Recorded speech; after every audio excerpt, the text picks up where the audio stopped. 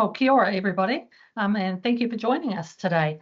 My name, for those who haven't met me, is Anne-Marie Johnson, and I'm Manager of Advocacy, Advice and Communications for Retail NZ, filling in today for Carolyn Young, who is on leave. So welcome to today's panel discussion. We're going to be talking about last week's budget announcements and what they might mean for retail, and whether we can expect to see an uptick in business anytime soon. Is there going to be a light at the end of the tunnel?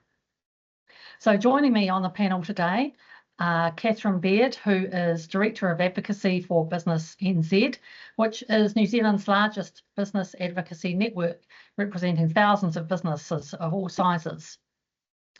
We also have Satish Ranchhod, who is Senior Economist at Westpac and a good friend to Retail NZ. He's a familiar face to us here with his insights and forecasts on how retailers are affected by economic influences.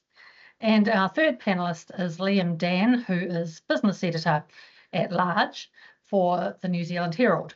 Liam works as a writer, columnist, radio commentator, and as a presenter and producer of videos and podcasts. So thank you all for joining us today. So with that, let's get into it. Budget 2025 was released last week with a focus on boosting economic growth to create jobs, lift wages, and help deal with the cost of living. But will it deal us any meaningful boost in sales? So Catherine, let's start with you. What has been the response to the budget from the broader business community? Look, we felt it was probably quite a realistic budget. I think there was an understanding, certainly from Business New Zealand, and I think a lot of our large members, that there is no money in the kitty. There's not a lot to go around, so it's more about reprioritising spending. We feel like there's quite a pro-business policy agenda, so there's lots of stuff happening in the policy space that will be good for business. It'll take time to roll out, and I think there's a whole lot of RMA announcements just coming out today, for example. So these things take time to show their value, but the direction of travel is quite good. So yeah, we didn't have huge expectations, and so I guess that budget boost was quite a welcome surprise. So they have definitely, put some money into trying to stimulate business to have the confidence to invest in plant and equipment. A little question as to whether any of that will flow through to retailers, potentially. I guess it depends what you're selling, and if you're an agri business and you're selling tractors, then happy days, maybe, with a lot of farmers with good money in their pocket.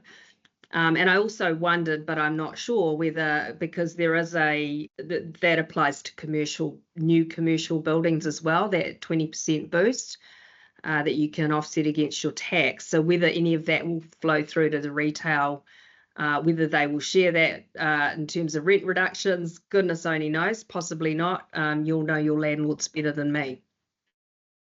Yeah, and I'll be interested to hear from some of our audience if they're expecting to see any boost from the investment boost, or some of those other points that you mentioned.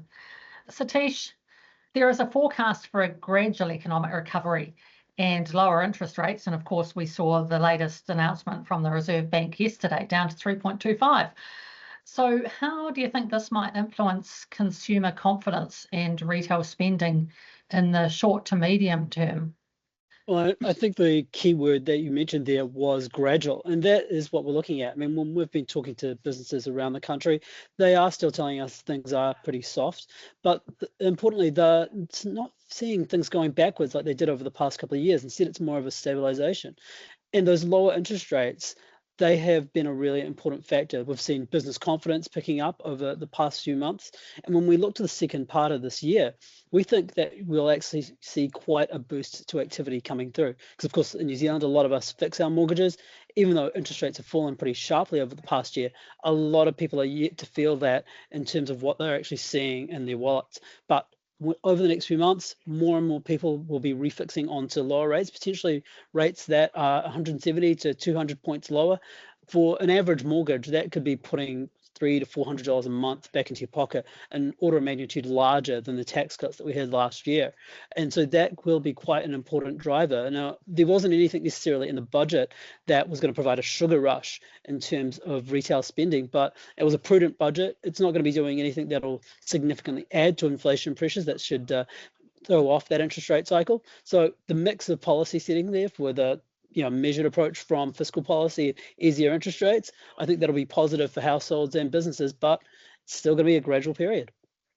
And I see that Westpac is forecasting that interest rates could still go lower.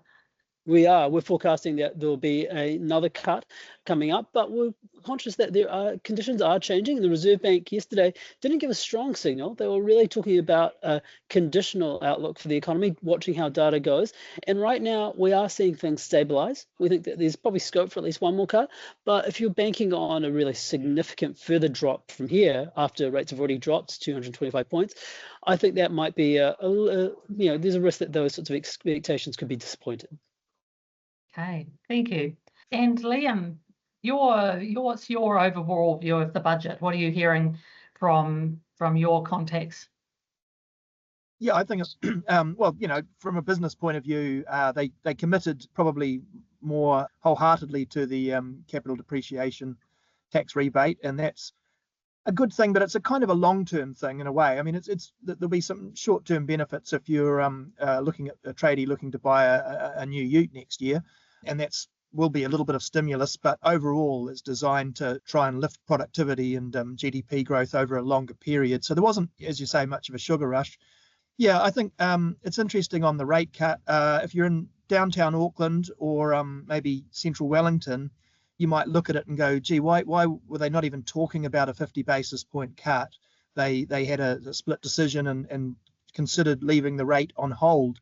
So it does kind of reflect the fact that we've always been a bit of a two-speed economy in New Zealand. Sometimes the cities are booming on sort of consumer housing market construction, and sometimes the rural sector's down. Right now, it's the export sector pulling in the money. So we're seeing with the dairy sector, the Fonterra's getting good, the Fonterra farmers are getting big payouts, and they're talking about that potentially adding an extra $10 billion over 2 seasons on top of what we would consider a normal dairy payout.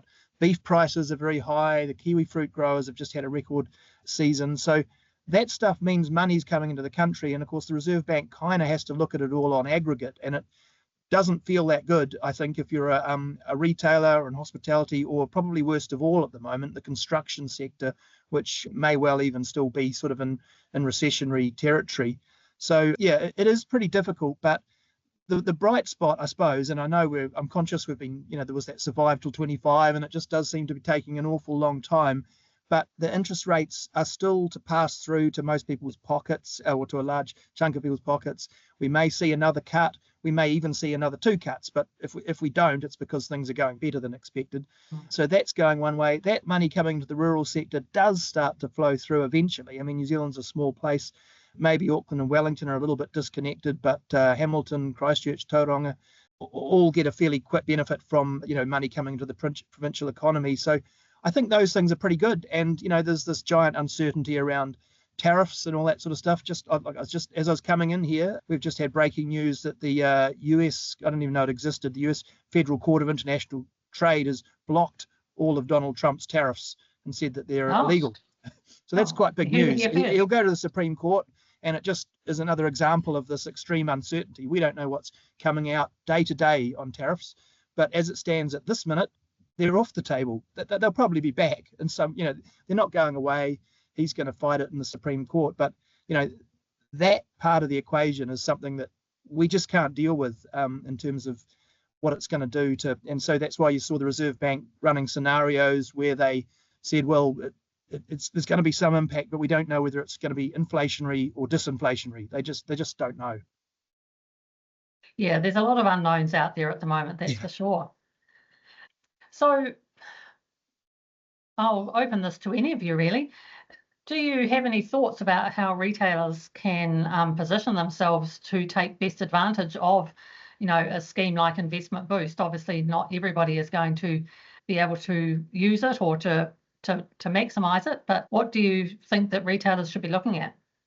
I mean, one of the things we're seeing is a continued change in retail distribution models. I mean, the brick and mortar store, as we've been talking about for a long time, it's been in a structural decline, but people are still spending, and that's changing the nature of space people need. There's a greater demand for that warehousing space that resulted in distribution infrastructure, and store offerings, they're still there, but the nature of those offerings is changing. So for retailers who are thinking about, well, how am I going to want to be positioned in a year, 2 years time, potentially they will be considering, well, this investment allowance, ability to claim more on depreciation, it could be advantageous if you're trying to position yourself going into a recovery.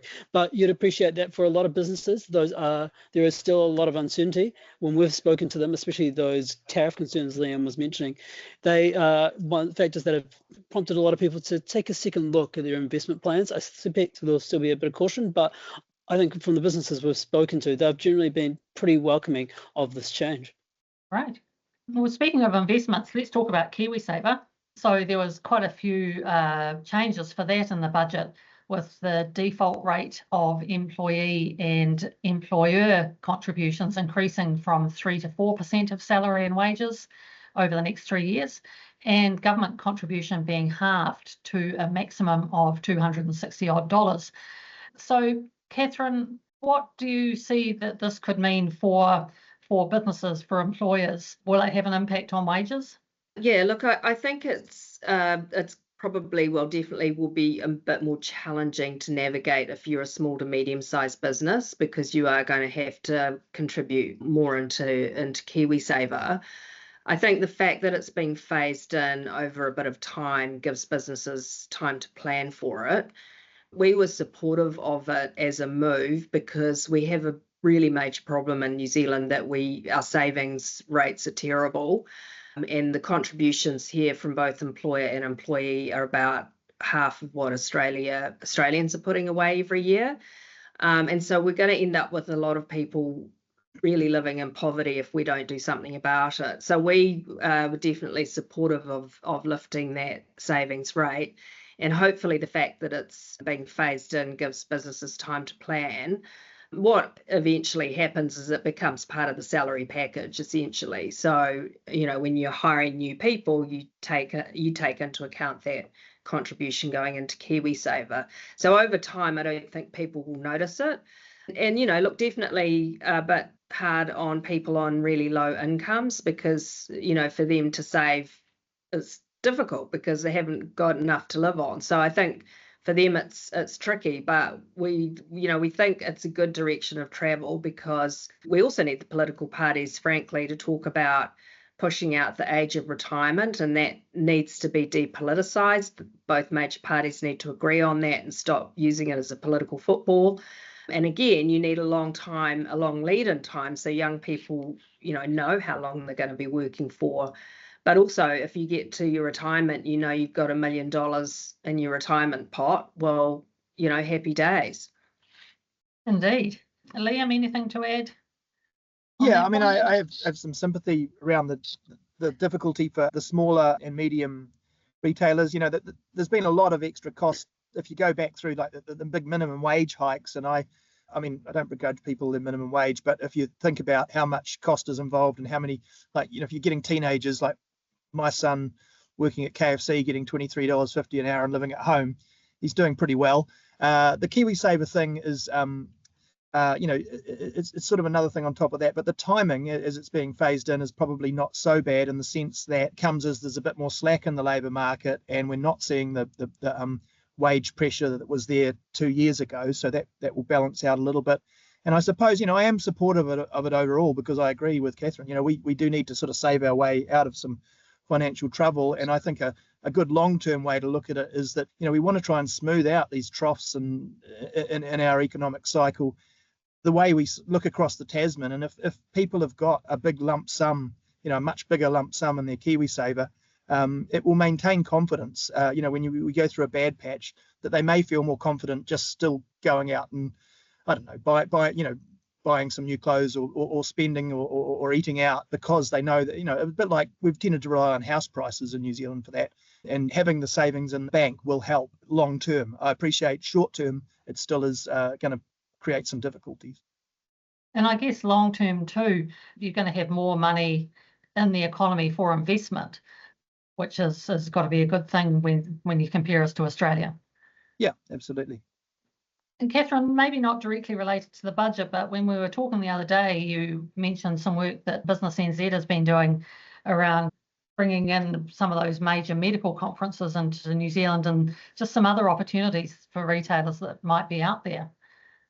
Yeah, thank you. So Business New Zealand, we've got a lot of associated industry groups attached to us, and Retail New Zealand is one of those, but the Conference Industry Association is another one. And they raised an issue with us, which we've kind of put our weight behind to advocate on with some success, which is that medical conferences would bypass New Zealand. They weren't coming here.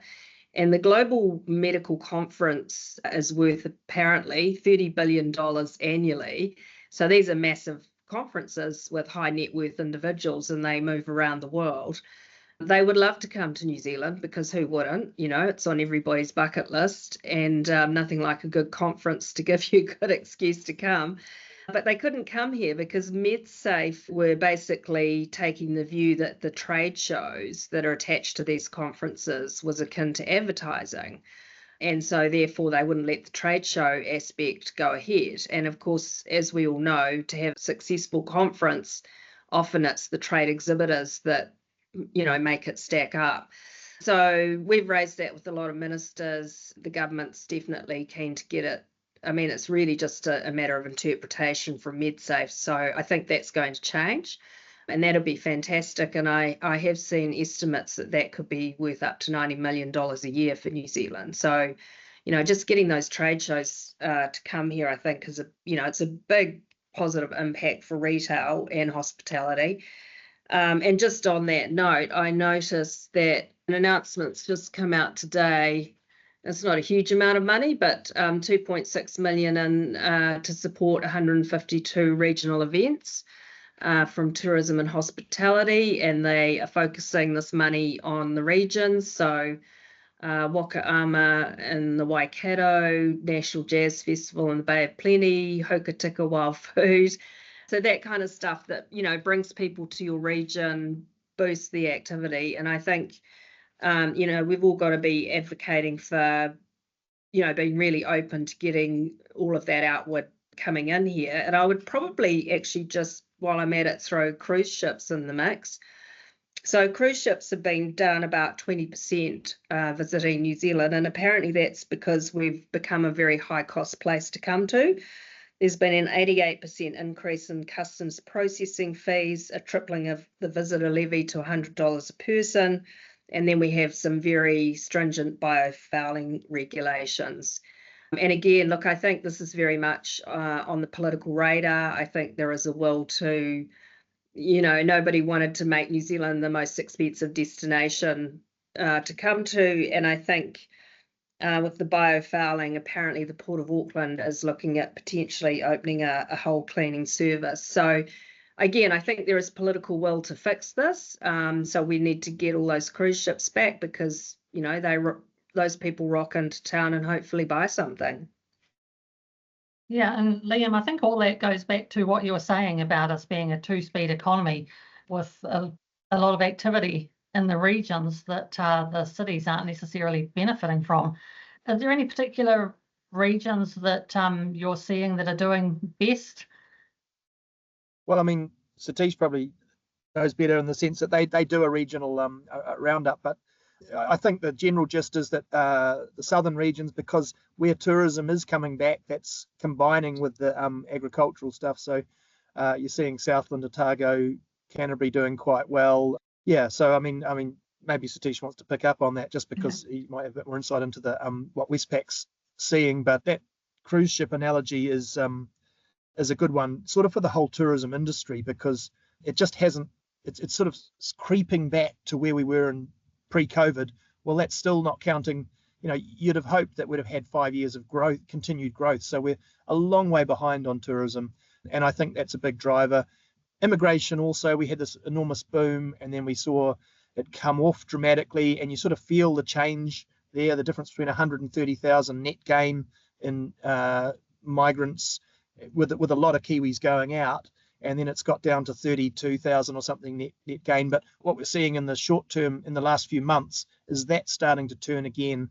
And while we don't want it getting up to 130,000 again, maybe, we could see sort of 40, 50,000 net migration gain, and that would be a nice bit of stimulus in the economy as well, just to see that going in the right direction again. But yeah, I think maybe Satish might pick up on the regions a bit. Yeah, that's exactly what we are seeing. When we've been speaking to businesses across the country, it's those businesses in our rural heartlands that are doing better, particular strength coming through in Canterbury, Southland, and also Otago, where that tourism recovery is really playing a bigger role. And what we're seeing there is that the spending is in the retail space, it really is outpacing what we're seeing in the metro regions like Auckland and Wellington. Auckland's getting some benefit from the recovery in tourism, but not to the same extent that we're seeing in Queenstown. It's interesting what we're seeing on that tourism front as well, because the visitor numbers have had a decent recovery. The market that's really missing right now, it's China, which was our largest market prior to the pandemic. And I think that's more of a structural change on that front in terms of their appetite to travel. So what we're really watching now is, is that market going to grow? We know that the Chinese are ramping up spending to support consumption, but also can we grow other markets where we could sort of fill some of that gap that we previously had, areas like the US, maybe a few questions there around how they're going to go, but other markets like Australia, other parts of Asia could be interesting ones to watch. And what about long-term immigration? It's very cyclical, as we know, and very government policy driven. We keep hearing a lot of stories at the moment about all the young and not so young Kiwis fleeing overseas where there's supposedly better opportunities. What do you see is happening there? Well, I think Liam sort of hit it on the nail there. We did have a big drop down after we got to what were exaggerated levels in the wake of the pandemic. Now we're getting back to around average levels. It's about 30,000 now. We think it's going back to about 40,000 longer term. That's probably what we think is cruising speed for the economy. And we do hear these stories about a lot of talented young people going overseas, and that swings throughout the cycle. But that's always been the case. I can never think of a time through history where talented young New Zealanders didn't travel abroad. And that's a reality when we're at the bottom of the country, and if you've got those skills, you often want to develop them, or maybe you'll just have a wanderlust. What is really important is ensuring that we've got an environment that will still allow us to develop skills, also bring in the skills that we need, because many of the skills that we want are very hard to develop onshore. If you think about some of those more technical engineering-based skills, the same way our young people want to go abroad and develop those skills, well, they are developed offshore. We need to bring them in. It's getting that balance right, getting the mix that will still allow for the right sort of job opportunities onshore, but still bring in the number of people we need. And where exactly that number lies, well, that's ultimately a political decision rather than one that's really a hard or fast number. One of the concerns that's often raised about that is the pressure on the housing stock, but we've just gone through a massive housing construction boom. The cycle's slowed down now, but the amount of housing available now probably isn't that constraint. We need to bring people in. I think there'll be some interesting questions to look at on that front. And maybe I could just add to that. So at Business New Zealand, we're sort of promoting a long-term vision for New Zealand. So we're sort of saying, look, we need to have a 30 to 40 to 50-year vision. We need to stop this short-term thinking, elections, short election cycles, political flip-flops and U-turns. We need to have a plan, and we need to stay the course, and we need to get the major political parties to stop reversing everything. And we believe that we do need to grow. So we did a report with some economists that show by 2045, we'll be 250,000 workers short in our economy, and that's just based on our ageing population and our birth rate. And so we would be so bold as to say we need to have a population policy and a growth plan. And, what if we set a target to be 10 million people by 2060? Australia is going to continue to grow. They're going to be a lot bigger. If we don't have a growth plan, we will actually shrink just on our demographics, and we'll become sort of like the Tasmania of the South Pacific, or, So we're going to put it out there. You imagine if you had 3 big cities of 5 million people, I don't know, that was just a number pulled out of the hat. But yeah, the other thing about big cities is they are huge engines for growth and dynamism and innovation and R&D. Imagine being a retailer if you just had so many customers out there. It's so hard to do business in New Zealand, and it's so hard to grow big businesses off the back of a very small customer base. So we're all about promoting this, vision for a better New Zealand. And that will include affordable housing and things like that, so that young people, feel like they have a future in New Zealand and they can go do their OE and come back and have their own home. Yeah, fantastic. Sounds utopian. Well, if you don't plan for it, we look around the world, and Singapore planned for success, and they look like they look now, with a lot less resource than we have. If you've ever been to Dubai, that was 40 years from fishing village to what you see now, pretty much. Ireland's transformed itself. You can do it. You just need to have an agreed collective want to do it. And I guess because we're a democracy, which can be messy, some of those economies are controlled economies, and we don't have that, and we probably don't want it. But if we can get more of a collective view about what good looks like and what we're aiming for, then, maybe we can keep the politicians on track. Yeah, cool. To slightly change tack again, what customers are still spending? And I think this is probably mostly for you, Satish, how likely is it that we'll see a lift in spending by the end of this year? I mean, in terms of what we're still seeing people spend on, it is really heavily oriented towards essentials.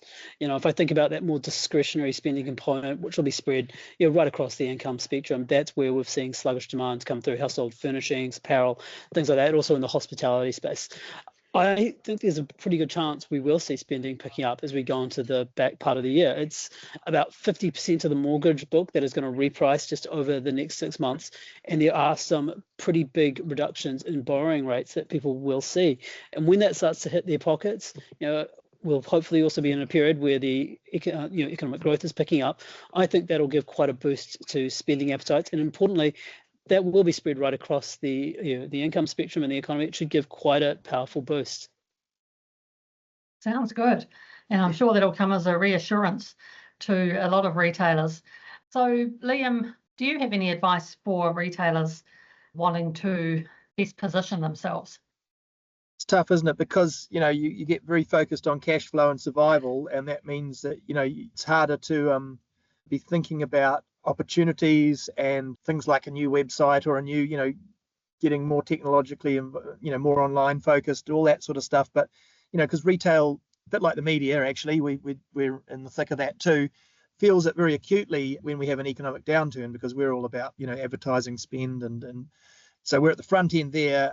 But then we also have these structural issues with the new technology changing consumer behavior about how they consume media. And I think retail has also been battling that probably since the internet arrived, but nevertheless it continues to speed up and doesn't get any easier.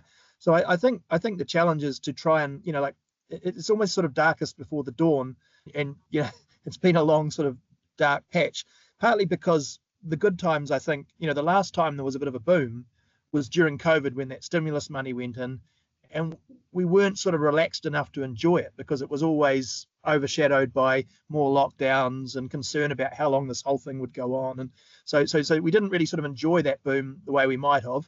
There was still a survival mindset. Now it is tough. Cash flow is an issue. Some businesses are trying to survive, but as those interest rates do come down and things pick up, that's the time to sort of be looking at opportunities and thinking, well, where is the life going to be, or for my business, what's going to be the opportunity in the next 5 years? Because if you don't, you'll be behind on it. And so, things like AI and how you might apply that to your business to streamline some processes and all that sort of stuff. So hopefully there's some space in people's working lives to be thinking about that and planning forward beyond just sort of the survival. And yeah, that's something we were talking about here at RetailNZ just today, actually, that a lot of those things, those products that were bought during COVID times, they're probably starting to come to the end of their lives. Yeah, that's true. There could be the next cycle of when they need to be replaced. All the homeware and all that sort of stuff that people splash out on TVs and Exactly that. What more could the government be doing, do you think, to stimulate the business community and obviously in particular retail. And this is for any of you. I mean, if I look at the environment right now, the government's in a really challenging position, and not just this government, it's going to be the next government, the government after that, and it doesn't matter what side of the house they're on. We've got a very significant amount of pressure on our finances right now. I mean, we've mentioned superannuation before, a growing population, an aging population, growing demand for services like health, education, and police. But if we want to fund this, well, that does raise quite a few questions about exactly how we're going to do that, the scope of the tax base. Do we have the resources to actually support this? I mean, right now, the government's taking a prudent approach. They're trying to ensure the economy remains on an even keel, ensuring that the finances don't get out of whack.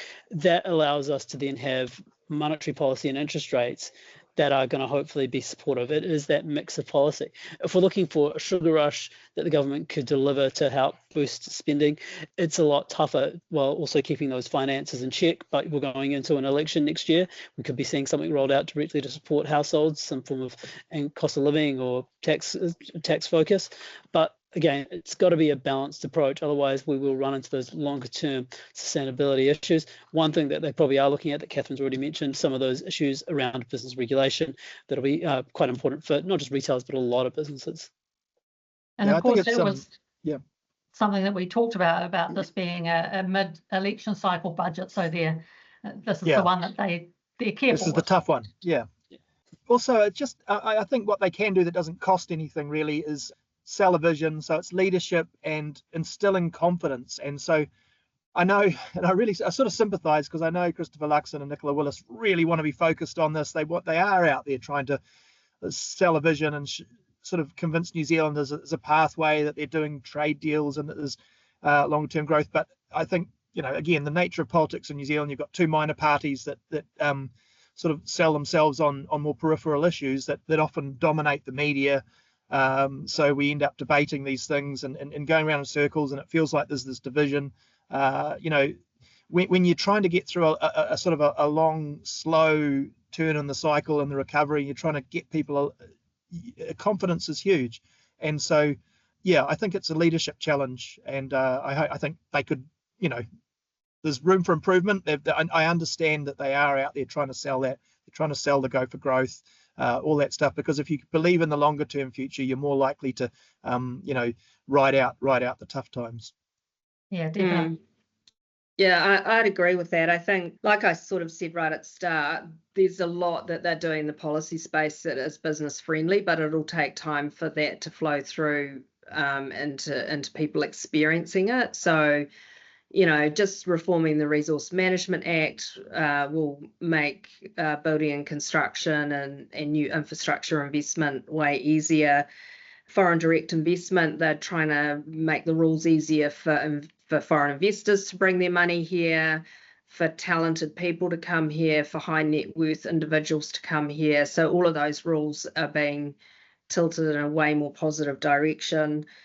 Just on the procurement front, we advocated, can they please, government spends, $30 billion every year buying stuff. And we said, well, can't we at least have something in the procurement rules that, has a local economic impact test, so that if you're a local supplier, you get extra points in the tender evaluation. So they've done that. And they've also said if it's a smaller job, so in construction, anything under 9 mil or up to 9 mil, it should go to a local business if they have the capacity and the ability to do it. So all of those things start to flow through positively, and we've actually seen, we do 2 surveys at Business New Zealand every month, and one is on services industry, which includes retail, and the other one's on manufacturing. And the manufacturing has been in contraction for over 2 years. In the last 3 months, it's gone into expansion again. So manufacturing is starting to come right. So, I think we're actually, we've bottomed out. Unemployment's probably going to improve. We think we're through the worst of it, and actually it's going to be onwards and upwards. So hopefully, everyone can hang in there, because things are about to get better, we feel. Well, I'm glad to be coming to that positive note. So we might start to wrap up. Satish, any last words from you?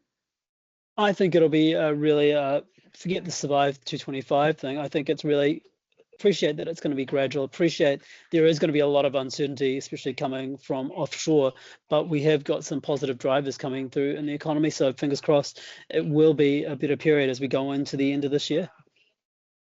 So, and Liam.